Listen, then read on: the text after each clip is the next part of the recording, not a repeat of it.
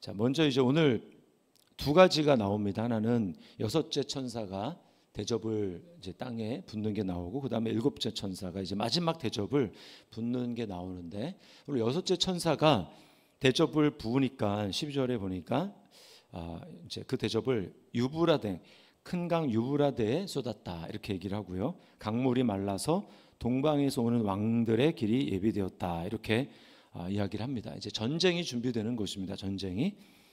자, 그리고 13절에 보니까 개구리 같은 새 더러운 영이라고 하는데, 14절에 보니까 그 영이 뭐냐? 새 영은 귀신의 영이다 이렇게 이야기를 합니다.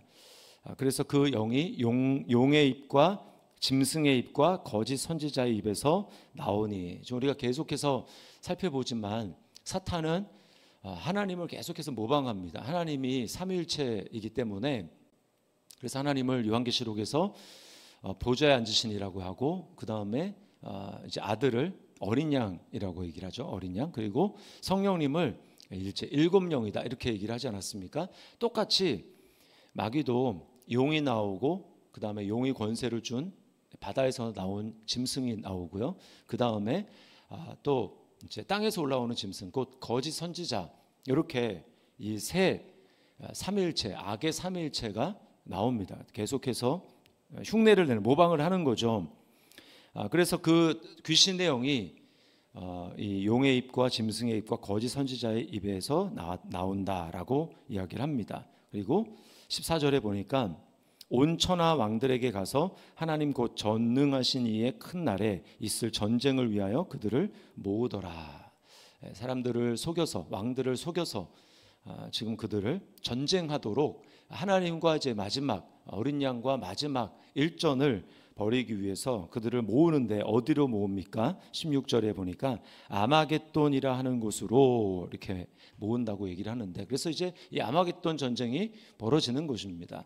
이 아마겟돈이라는 말은 쉽게 얘기하면 이제 살육의 언덕이다. 거기서 큰 살육이 일어나는 곳이라 이렇게 이야기를 합니다. 그런데 이제 우리가 나중에 뒤에서 살펴보겠지만 이제 어린 양의 그 군대에 의해 가지고 어린 양이 백마를 타시고 그 다음에 나가서 그 입에서 나오는 그 예수님을 뭐라고 우리가 앞에서 1장에서 봤냐면, 그 입에서는 날선 검이 나온다 이렇게 이야기를 하지 않았습니까? 그 날선 검으로 그 전쟁에 참여한 사람들을 죽인다 이렇게 말씀을 하고 있어요. 그래서 전쟁에서 승리하게 됩니다.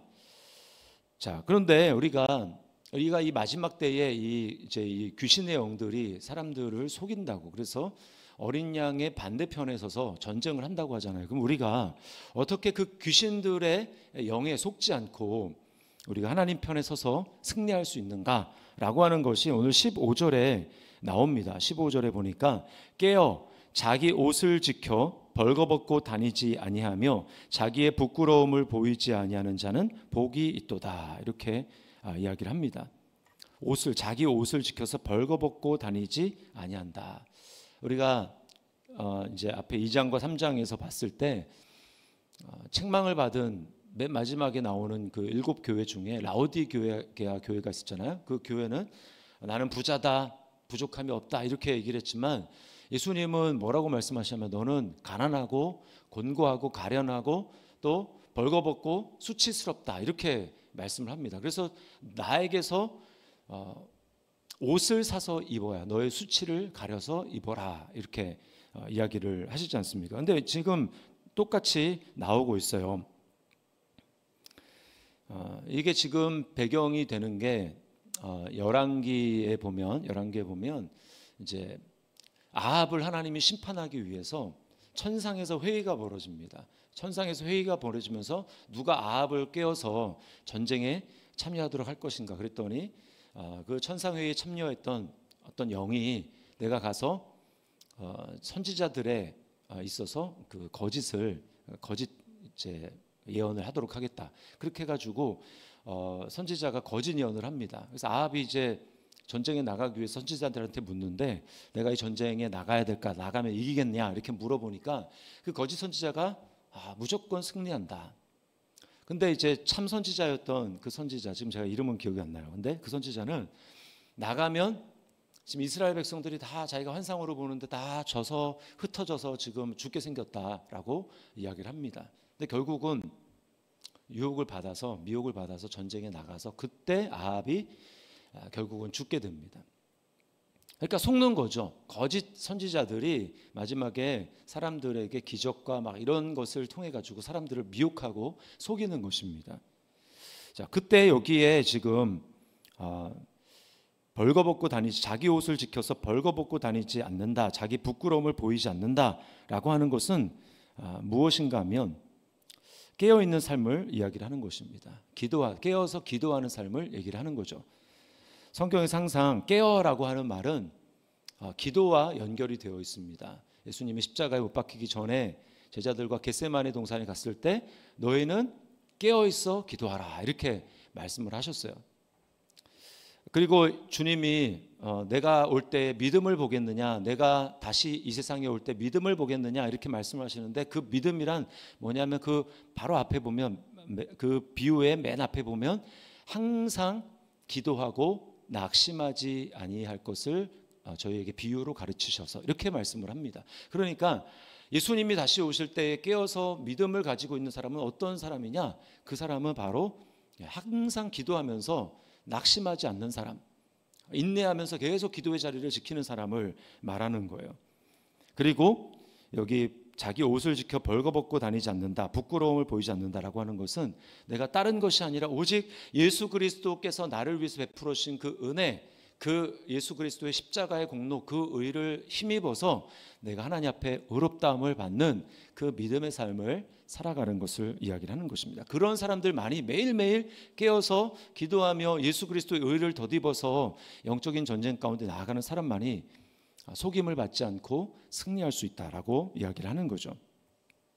자, 그런데 이렇게 이러한 삶은 계속되는 것이 아니라 결국 이제 마지막 7번째의 대접을 부을 때 끝난다고 이야기를 합니다. 자, 17절에 보니까 대접을, 7째 천사가 대접을 공중에 쏟았다. 그러니까 어떤 음성이 납니까? 보좌로부터 되었다라고 하는 음성이 납니다. 되었다. 자, 이것은 예수님의 십자가에서 주님이 하신 그 말씀을 생각나게 합니다. 주님이 십자가에서 운명하시기 전에 다 이루었다 이렇게 말씀하시죠. 다 이루었다. 주님이 다 이루었다. 근데 다 이루셨으면 심판도 빨리 이루어졌으면 좋은데, 많은 사람들은 예수님이 그렇게 말씀을 하시고 지금까지 한 2000년 시간이 지났는데 온다 하면서 오시지 않고 정말 오는 게 맞냐? 그래서 이단들이 이런 재림을 가지고 자꾸 장난을 치고 하니까 성도들의 마음에 어떤 마음이 있냐면, 재림에 대해서, 예수님이 오실 것에 대해서 별로 그렇게 기대하지 않고 정말 오실까라고 하는 생각을 우리가 많이 하게 됩니다. 자, 그런데 여기 지금 보니까 다 되었다 이렇게 말씀을 하시죠. 하나님이 완전히 심판을 하시는 것입니다. 끝이 있다라는 거예요. 끝이 있다. 자, 그래서 어떤 일이 일어납니까? 이제 6번째 그 재앙에서는 전쟁이 일어난다고 하고요. 그 다음에 7번째 재앙에서는 처음에 이제 지진이 일어납니다.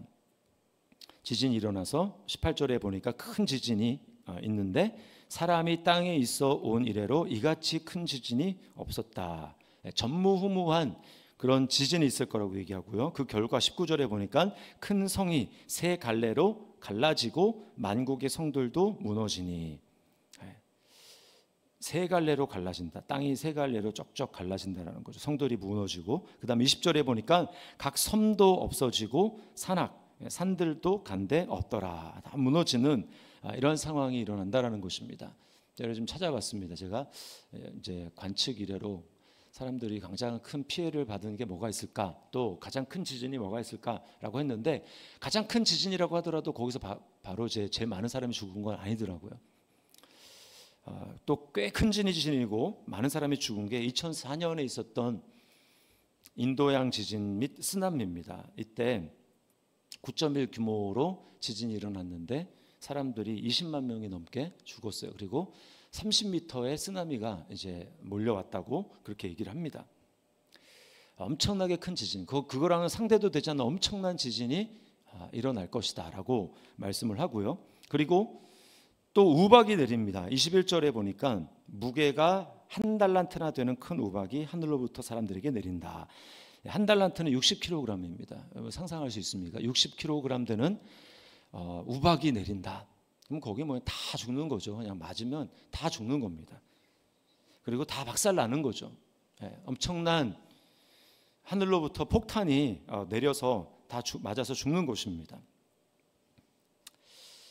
우리는 아까도 말씀을 드렸지만 예수님이 오셔서 복음이 전해지고 이때까지 재림이 온다 하면서 안 오고 지금까지 되고 있는데 예수님이 정말 재림하는 게 맞는가, 그리고 마지막 날 심판이 정말 있는 게 맞는가라고 생각이 되는데, 우리가 말씀을 읽어보면, 서신서 읽어보면 하나님이 그렇게 오래 참으시는 이유가 있다고 이야기를 합니다. 그 이유는 뭐냐면 한 영혼이라도 더 구원받기 위해서 하나님이 심판을 유보하신다라는 거예요. 하나님 생각에 내가 저 영혼이 꼭 구원받아야 되는데 그러기 위해서 하나님이 시간을, 기회를 주시고 복음이 전해질 기회를 주시고 기다린다라는 거죠. 그러니까 우리는 하나님의 의도를 기억하면서 마지막 심판이, 또 주님의 재림이 없는 게 아니라 주님이 어떻게 하면 나를 통하지 않고는 구원받지 못할 영혼들이 있는데 그 영혼들이 구원받도록 할 것인가, 그러기 위해서 주님이 오래 참으신다라는 것을 우리는 기억해야 하는 것입니다. 그래서 깨어 있어야 되는 것이죠. 자, 그리고 19절에 보니까 큰 성 바벨론이 하나님 앞에 기억하신 바 되어 그의 맹렬한 진노의 포도주 잔을 받으매, 이렇게 이야기를 합니다. 자, 근데 제가 여기서 말씀을 묵상하면서 참 인상 깊었던 것이 그 19절 끝에 보면 큰 성 바벨론이 하나님 앞에 기억하신 바 되어 그의 맹렬한 진노의 포도주 잔을 받으매, 이렇게 얘기를 하지 않습니까? 자, 하나님이 기억하신다라고 하는 게 좋은 게 있고 나쁜 게 있습니다. 여기는 지금 하나님이 기억하시면 좋은 게 아니죠. 왜냐하면 그들의 죄악을 기억하시고 그들이 잘못한 것을 하나님이 기억하신다는, 거기에 하나님 심판을 내리신다라는 것입니다. 자, 그런데 저와 여러분들은 하나님이 우리의 죄악을 기억하시지 않습니다. 왜 그렇습니까? 예수 그리스도가 하신 일 때문에 그래요. 그리스도가 십자가에서 죽으시고 우리가 예수 그리스도를 통해서 하나님이 나를 사랑하신다는 것을 알고 예수님을 믿어서 이제 우리는 예수 그리스도 안에 있는 것이죠. 예수 그리스도 안에. 그러니까 예수 그리스도 안에서 우리가 십자가로 내가 예수 그리스도 함께 하나님 앞에 심판을 받았고 내가 죽었고, 그리고 예수 그리스도와 함께 연합해서 우리가 부활한 존재이기 때문에 예수님이 의롭다함을 받으시고 하나님 앞에 사랑을 받는 아들이신 것처럼 저와 여러분이 예수님을 믿어서 예수 그리스도 안에 있기 때문에 하나님은 우리를 예수님처럼 보시는 겁니다. 우리를 사랑하시고 예수님이 완전히 한 번으로 심판을 종결하셨기 때문에 우리가 그리스도 안에서 또 받을 심판은 없는 거죠. 그래서 로마서 8장 1절에 뭐라고 합니까? 그러므로 이제 그리스도 예수 안에 있는 자에게는 결코 정죄함이 없나니. 정죄가 없으면 심판도 없는 거죠. 우리가 바로 이런 존재라는 것입니다. 이게 바로 예수 그리스도 안에 새 언약의 축복을 누리는 사람이에요. 우리는 옛 언약 가운데 살아가는 존재가 아니라 그리스도 안에서 새로운 피조물, 새 언약 가운데 살아가는 것인데, 새 언약의 핵심이 뭐냐? 성령이, 그리스도 영이 우리 안에 계셔서 우리로 다시는 죄를 기억하지 아니하신다라고 하는 이 놀라운 은혜인 것입니다. 우리는 하나님이 우리의 죄를 기억하지 않으세요. 우리가 또 바로바로 죄를 지으면 하나님 앞에 고백하죠. 죄를 기억하지 않으십니다. 대신 하나님이 우리를 기억하시는 건 뭡니까? 우리가 예수 그리스도 안에서 정말 작은 일이지만 믿음으로 하나님 앞에 순종하고 행했던 그 착한 선한 행위들, 믿음의 행위들을 하나님이 기억하시는 거예요. 네. 내가 주님의 나라를 위해서 드렸던 작은 물질들, 또 정말 땀 흘리며 어떤 섬김들, 누구를 섬겼던 것, 이런 것들을 하나님이 기억하시고 우리에게 마지막 날 상을 주시는 거죠. 우리는 하나님의 진노의 포도주 잔을 받을 사람들이 아니라 우리는 마지막 날 주님으로부터 믿음의 면류관을 받을 사람들입니다. 그래서 바울 사도가 디모데후서 4장 7절 8절에 이렇게 고백합니다. 우리의 기대가 됐으면 좋겠어요. 나는 선한 싸움을 싸우고 나의 달려갈 길을 마치고 믿음을 지켰으니 이제 후로는 나를 위하여 의의 면류관이 예비되었으므로 주 곧 의로우신 재판장이 그날에 내게 주실 것이며 내게만 아니라 주의 나타나심을 사모하는 모든 자에게 도니라, 이렇게 말씀을 합니다. 우리가 면류관을 쓴다고 하는 거예요. 다스린다고 하는 겁니다. 이 놀라운 우리가 특권을 가진 존재입니다. 그래서 예수 그리스도의 의의 옷을 입고 오늘도 내가 살고 승리해야 되겠구나, 이런 믿음을 가지고 우리가 살았으면 좋겠고요. 그리고 그 믿음은 다름이 아니라 깨어서 감사하는 이 믿음을 가지고 기도하는 삶이다라고 하는 것을 기억하고, 오늘도 주님 앞에 믿음으로 살아내고 승리하는 저와 여러분의 삶이 될 수 있기를 주님의 이름으로 축원합니다.